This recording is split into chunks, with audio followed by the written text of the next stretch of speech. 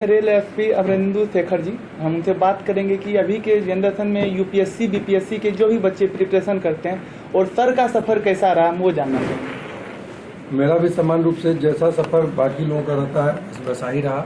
हमने भी तैयारी शुरू की थी और बिहार में तैयारी शुरू किया। उसके बाद मैं दिल्ली जाकर भी, जो मुखर्जी नगर घर माना जाता है तैयारी का, वहाँ पे मैंने तैयारी की। संकल्प हॉस्टल में भी मैं कुछ दिन रहा और उसमें तैयारी जो सामान्य होती है तैयारी, उसी प्रकार का मेरा भी सफ़र रहा। खास कर के इस तैयारी में जो है बहुत ही अप्स एंड डाउन्स होते हैं।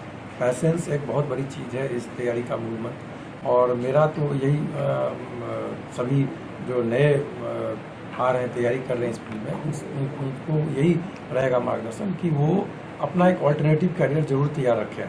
कोई प्रोफेशनल या नॉन प्रोफेशनल जो भी है, केवल इस कमीशन के तैयारी के भरोसे ना रहें, क्योंकि इसमें आप 100% श्योर नहीं हो सकते हैं कभी भी, क्योंकि उसमें 3 स्टेज का एग्जामिनेशन है। पीटी का स्टेज, फिर मेंस, फिर इंटरव्यू। आप बहुत अच्छी तैयारी करने के बाद भी कभी प्रीलिम्स में कई बार नहीं हो पाता है, इंटरव्यू में कई बार नहीं हो पाता है। तो इसमें तैयारी पूरे पुरजोरता से करना चाहिए और सफलता भी आपको निश्चित है, सुनिश्चित है। लेकिन साथ ही साथ आप अल्टरनेटिव एक कैरियर जरूर बनाए रखें और उस पर जरूर ध्यान दें। आपको सर कितना टाइम लगा था? अब बीपीएससी के थ्रू आए हैं या सर यूपीएससी के थ्रू? नहीं, मेरा बीपीएससी में चयन हुआ 2004 में और उसके बाद फिर बिहार पुलिस में मैंने प्रथम चॉइस दिया था, तो मैं उसमें ज्वाइन किया और पिछले ही वर्ष मेरा भारतीय पुलिस सेवा में सिलेक्शन हुआ है। तो इसमें जो रूल्स हैं, पोस्ट प्रमोशन रूल्स, उसके तहत हुआ है। मेरा एक सवाल लगा कि सर, अगर बच्चे चाहते हैं कि हम 10th करें, उसके बाद मुझे सिविल सर्विसेज की तैयारी करना है, तो किस रूप से करेंगे? अगर 10th के बाद ही कोई अगर करियर ऑप्शन सिविल सर्विसेज का रखना चाहते हैं, उसमें उनको शुरू से ही जिस सब्जेक्ट में भी, जो भी इसमें अभी के ट्रेंड में एक सब्जेक्ट है और जीएस के पेपर है। हम लोग के समय 2 सब्जेक्ट होते थे ऑप्शनल। तो मेरा यही सलाह है कि आप अगर 10th के बाद ही डिसाइड कर लेते हैं, तो 11th में आप वो 11th-12th में वो सब्जेक्ट पढ़ें जो सब्जेक्ट आपको लेना है। साइंस या आर्ट्स कोई भी ले सकते हैं सब्जेक्ट, तो उस पर आपको खास ध्यान देना चाहिए। उस सब्जेक्ट को शुरू से उसी प्रकार से पढ़ना शुरू करिए कि उसमें हमको उसका प्रीलिम्स, मेंस, प्रीलिम्स में तो जनरल जीएस और उसका रहता है जो मेंटलिटी का पेपर आता है, लेकिन जो आपका ऑप्शनल है उसका मेंस का क्वेश्चन आप देखिए शुरू से, और उसमें किस तरह से ट्रेंड है उसी तरह से आप उसकी तैयारी शुरू से कर सकते हैं और सब्जेक्ट भी वही लेना चाहिए। आप जो सर, आपकी जब जॉब की शुरुआत हुई थी बीपीएससी के थ्रू, आपका जॉब सर पहले जॉब स्टार्टअप की डीएसपी शायद हमको मिला हुआ लगता है। हाँ, डिप्टी सुपरिटेंडेंट से। और मैंने अपना ट्रेनिंग पटना में मेरा प्रोबेशन पीरियड रहा। ट्रेनिंग हुआ पीटीसी हजारीबाग में और उसके बाद मेरा यहाँ ट्रेनिंग पटना जिला बल में ही हुआ और फर्स्ट पोस्टिंग मेरी बेगूसराय में हुई थी। और उसके बाद फिर विजिलेंस में, इकोनॉमिक ऑफेंसेस, फिर रेल में मैं पहले भी डीएसआरपी, एडिशनल एसआरपी में कार्य कर चुका हूँ। और फिर नवादा में भी मेरी एडिशनल पोस्टिंग थी। उसके बाद फिर से ईओयू में सरकार ने पोस्टिंग किया था, वहाँ फिर कार्य किया। और अभी वर्तमान में 1 जनवरी से मेरी पोस्टिंग रेल पुलिस एसपी के पद पे पटना में है। एक जाते जाते सवाल है सर, आपका ऑप्शनल पेपर कौन था बीपीएससी में? मेरा बीपीएससी में ज्योग्राफी और मैथमेटिक्स था। अगर कोई ज्योग्राफी अभी के डेट में बीपीएससी या यूपीएससी के लिए ऑप्शनल लेते हैं, तो आप क्या कुछ सजेस्ट करना चाहेंगे? नहीं, ज्योग्राफी एक बहुत अच्छा ऑप्शनल है, लेकिन इसमें ध्यान देने की बात है कि ज्योग्राफी एक साइंस के सब्जेक्ट जैसा है और उसमें आपको फिजिकल ज्योग्राफी पे खास ध्यान देना चाहिए क्योंकि वो बहुत कॉन्सेप्चुअल है।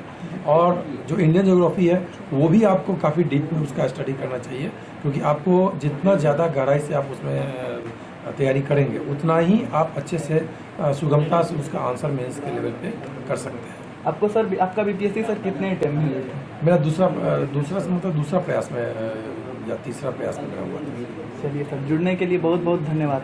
Thank you. इसी कड़ी को, चूँकि बहुत इंटरेस्टिंग ये है, काफ़ी यूथ इसको फॉलो करते हैं कि as a career civil services, BPSC या यूपीएससी कैसे ले लो।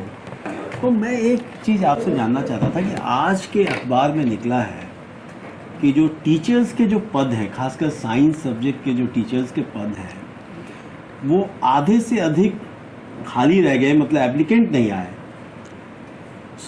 मुझे ऐसा लगा कि जैसे अब तो टीचर्स बनने के लिए एक तो आपको +2 के बाद ही कैरियर, या महाराष्ट्र चले जाते हैं, तमिलनाडु चले जाते हैं, हमारे यहाँ तो बच्चे कम बचते हैं। लेकिन मैं देख रहा हूँ कि संपन्न परिवार, और चाहे वो यूपीएससी हो या बीपीएससी हो या किसी भी तरह का जॉब, जो 9 to 5 वाला जॉब है, सरकारी नौकरी की तरफ से उनका रुझान थोड़ा कम हो रहा, आप कैसे इसको देखते हैं? नहीं, बिल्कुल आप सही बोल रहे हैं। और मेरे भी जितने रिलेशन में हमारे अपने बच्चे हैं, तो सरकारी नौकरी की तरफ उनका रुझान थोड़ा सा कम हुआ है। उसके पीछे कई कारण हैं। पहला जो मैंने देखा है, अपने घर में मेरी बच्ची है, तो उससे जो मेरा डिस्कशन होता है, तो बोलती है कि ट्रांसफरेबल नेचर जो है जॉब का, ट्रांसफरेबल नेचर है।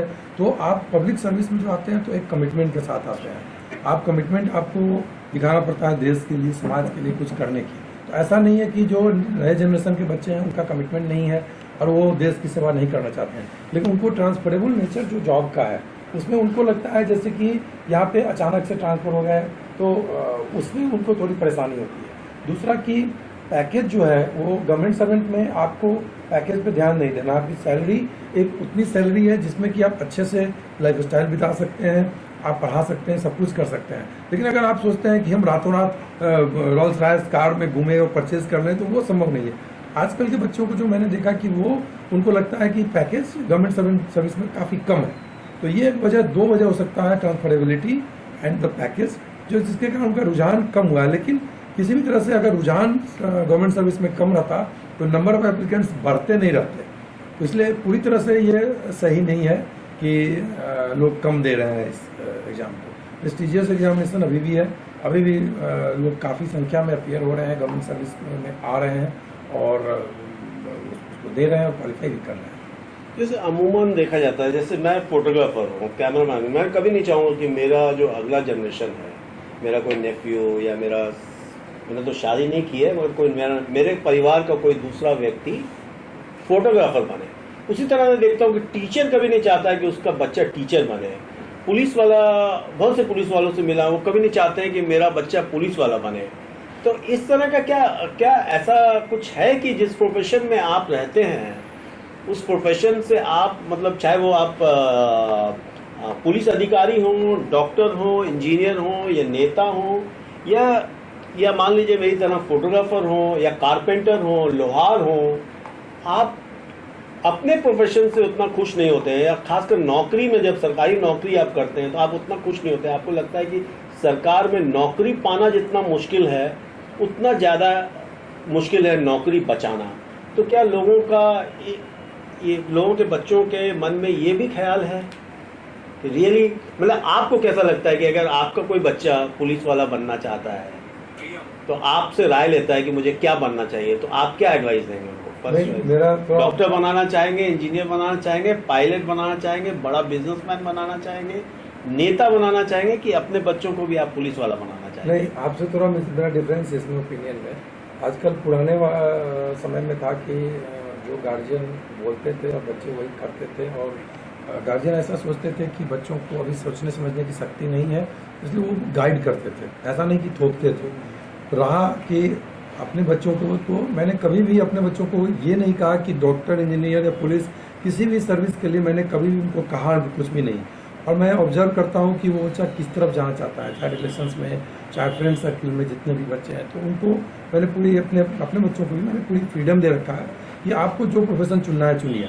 रहा कि अपने पुलिस सर्विस में, तो मैं हमेशा चाहूँगा, क्योंकि ये पुलिस सर्विस में मैं चाहूँगा कि मेरे बच्चे आए, और मैं आपसे थोड़ा मतांतर है मेरा कि क्योंकि मैं जितना इस सर्विस में गाइड कर सकता हूँ उतना दूसरे सर्विस में नहीं गाइड कर पाऊँगा। इसके जो भी इसमें चैलेंजेज हैं, जो सेटिस्फैक्शन है, वो मुझे लगता है कि शायद किसी और सर्विस में इतना सेटिस्फैक्शन और इतना चैलेंज पर डे वो शायद बहुत कम प्रोफेशन में अवेलेबल है जितना कि पुलिस सर्विस में है। तो हम तो हमेशा चाहेंगे कि मेरे बच्चे भी पुलिस सर्विस में आए, और ऐसा कोई मेरा उसमें नहीं है कि पुलिस सर्विस में ना आए। अब बाकी प्रोफेशन का मैं नहीं जानता कि टीचर क्यों नहीं चाहते हैं। मुझे तो लगता है कि टीचर, जैसे मेरे फादर भी एडमिनिस्ट्रेटिव सर्विस में रहे हैं, इंडियन एडमिनिस्ट्रेटिव सर्विस में, तो वो उससे पहले प्रोफेसर थे, तो उनका भी अप्रोच था कि नहीं, प्रोफेसर हो तो तुम टीचिंग लाइन में आ सकते हो, और उनका मानना था रिसर्च करो और एकेडमिक्स बनो, कैरियरिस्ट बनो। तो हमको अब समझ में आ रहा है कि नहीं, वो जो बोलते थे वो ये बोलने का कोशिश करते थे कि आपको कैरियरिस्ट बनना चाहिए, यानी आपको समाज में कुछ कंट्रीब्यूट करना चाहिए। तो टीचर अगर आज है तो टीचर बदौलत ही आपका समाज में जो आपके बच्चे हैं वो आपको पढ़ रहे हैं। हम लोग बेस्ट स्कूल में कोशिश करते हैं अपने बच्चे को देने का। अगर टीचर अपने बच्चों को टीचर के लिए प्रेरित ना करें तो फिर तो टीचर रहेंगे ही नहीं, अच्छे टीचर नहीं मिलेंगे, फिर कौन पढ़ाएगा। तो ये थोड़ा सा मतांतर है, और अच्छा पैकेज नहीं मिलता है टीचर को, ये भी कहना आज की स्थिति में गलत है, क्योंकि उनको भी पैकेज काफ़ी अच्छा है। गवर्नमेंट सर्विस हो चाहे नॉन गवर्नमेंट हो, उसमें काफ़ी अच्छा है। इनफैक्ट हम देख रहे हैं कि जो भी प्रोफेशनल टीचर्स हैं, जैसे कि वो पढ़ा रहे हैं 10th 12th, तो उनको काफ़ी अच्छा पैकेज मिलता है, वो बच्चों को गाइड भी कर रहे हैं। तो इस तरह से बच्चों को, और जो पहले का था कि बच्चे उतना एक्सपोजर नहीं था, आज के बच्चे 10th स्टैंडर्ड में ही उनको काफ़ी एक्सपोजर है। They can take decision at the level of 10th standard and they can decide their future also, और आप उसमें जस्ट हेल्प कर सकते हैं कि तुम्हारा इंटरेस्ट जिसमें हो वही लो, उससे ज़्यादा नहीं। तो वो खुद ही डिसाइड कर रहे हैं आज के डेट में। तो थोड़ा सा सिचुएशन बल्कि हम बेटर समझते हैं कि they are equipped, they are well equipped now. हम लोग वेल इक्विप्ड नहीं थे, आज उनके पास सारे तरह का इंटरनेट से फैसिलिटी है, पीयर ग्रुप में उनका डिस्कशन होता है, उनके एक्स्ट्रा एक्टिविटीज हम लोग के समय से ज़्यादा होते हैं, लीडरशिप क्वालिटी उनको अभी के स्तर में सिखाया जाता है, कंप्यूटर का बेसिक नॉलेज उनको अभी के स्तर में दिया जाता है। तो तमाम तरह के जो व्यवहारिक वोकेशनल कोर्सेज हैं वो कंपल्सरीली उनको सिखाया जाता है। तो अभी के बच्चे जो हैं वो they can take their own decisions at the level of 10th standard, तो उसमें कोई दिक्कत नहीं है, वो अपना डिसीजन लेते हैं, अपना प्रोफेशन चुनते हैं। तो आपने बहुत ही सही जवाब दिया, मतलब खासकर जो युवा हैं जो कैरियर चूज़ करना चाहते हैं। मेरे मन में 2 सवाल उठ रहे हैं जो कि शायद सब्जेक्ट से नहीं मिलते जुलते हैं। मेरे पुराने मित्र ने वो सवाल पूछा था आपसे कि एक तो मैं ये जानना चाहता हूँ कि आपकी शिक्षा जो है वो सरकारी स्कूल में हुई या प्राइवेट स्कूल में, कहाँ हुई आपकी? मेरी शिक्षा सरकारी स्कूल में, sir GD Pataliputra high school Khadamkuan में है, वहीं तक मैंने 10th की पढ़ाई की, और 12th मैंने साइंस कॉलेज पटना से किया। उसके बाद भी ग्रेजुएशन साइंस कॉलेज पटना, और मैंने MSc भी साइंस कॉलेज पटना से किया, और उसके बाद मैंने लॉ की पढ़ाई campus law centre Delhi university से किया है। सो बिहार के 2 अच्छी जगह से मुझे पता है कि GD पाटलिपुत्रा में जो बच्चे, मतलब कि रियल में पटना का जो एक क्राउड था उस समय का, एक अच्छा क्राउड पाटलिपुत्रा स्कूल में पढ़ना जाता था। मेरे कई मित्र पाटलिपुत्रा स्कूल के हैं, कई मंत्री हैं अभी इस कैबिनेट में जो पाटलिपुत्रा स्कूल के पढ़े हुए हैं, कई DG हैं, DGP लेवल के, जो ADG लेवल में हैं, DGP लेवल में, वो भी पाटलिपुत्रा स्कूल से पढ़े हुए हैं। और साथ साथ साइंस कॉलेज से पढ़े हुए तो बहुत, मतलब ऊंची जगह पे हैं, कहने की ज़रूरत नहीं है, आप तो वन ऑफ द बेस्ट। तो क्या आप अभी लगता है कि आपको सरकारी स्कूल की जो स्टैंडर्ड है, स्टिल दैट स्टैंडर्ड, और it's a little bit that? नहीं, स्टैंडर्ड में तो कोई टिप्पणी नहीं करना चाहेंगे, लेकिन इतना ज़रूर है कि सरकार का जो विगत कुछ वर्षों में ध्यान है वो सरकारी स्कूल पे बहुत ज़्यादा है, और गवर्नमेंट स्कूल में भी शिक्षकों की उपस्थिति लगातार देखी जा रही है, और लगातार उसके स्टैंडर्ड में कोई कमी नहीं है, और एक से एक क्वालिफाइड टीचर गवर्नमेंट स्कूल में भी पढ़ा रहे हैं। तो ये कहना कि सरकारी स्कूल में अच्छे टीचर नहीं हैं, स्टैंडर्ड नहीं है, ये बिल्कुल गलत है। क्योंकि हम लोग भी जब पाटलिपुत्रा हाई स्कूल में गए थे तो एक से एक टीचर वहाँ पे थे, और हम लोगों को उन लोगों ने पढ़ाया। आज भी सरकारी स्कूल में टीचर हैं, केवल जो ट्रेंड था लोग उसको ट्रेंड में सरकारी स्कूल में नहीं पढ़ाना चाहते हैं, ये भी कहना गलत होगा। एक समाज का बहुत बड़ा वर्ग आप देखेंगे परसेंटेज निकाल के तो बहुत कम परसेंटेज है जो कि आपके सरकारी स्कूल में नहीं पढ़ रहे हैं। तो ये बिल्कुल सही नहीं है ये कहना कि उनका स्टैंडर्ड सरकारी स्कूल का नहीं है। सरकारी स्कूल भी एट पार वही स्टैंडर्ड के हैं। अभी भी आप रिजल्ट उठा के देखें कोई भी कंपटीशन का, तो विभिन्न जो कंट्री साइड के स्कूल हैं, बिल्कुल ग्रामीण क्षेत्र के स्कूल, उससे बच्चे हाई रैंक में किसी भी कंपटीशन में कम्पीट कर रहे हैं। तो यह एक साबित करता है कि कहीं से भी सरकारी स्कूल पीछे नहीं है, उनका स्टैंडर्ड भी एट पार है।